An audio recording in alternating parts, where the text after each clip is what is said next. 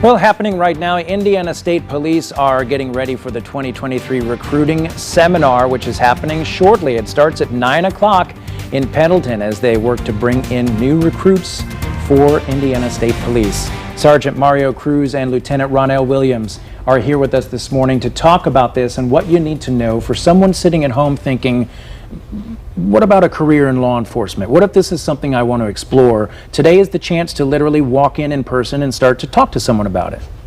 Correct. So at the Pendleton Post, we are doing a hiring seminar, and that's going to provide them with the information they need to be successful in our process.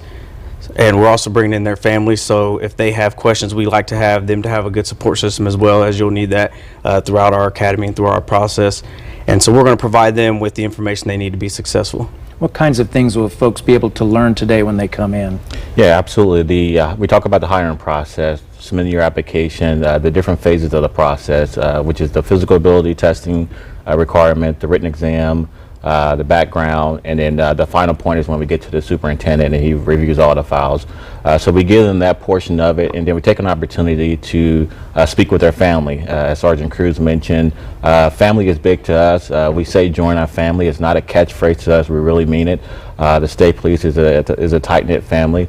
So we take the opportunity to speak with the different family members that attend, whether it be a spouse, a significant other, or a parent. We want to make sure that they have that support.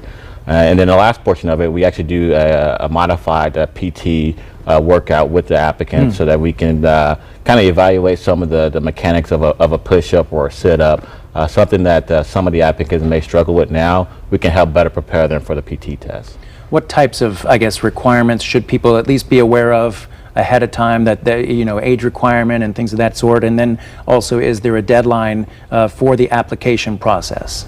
So the age requirement, you must be 21 prior to graduating the academy and less than 40 prior to graduating the academy, and that would be in December.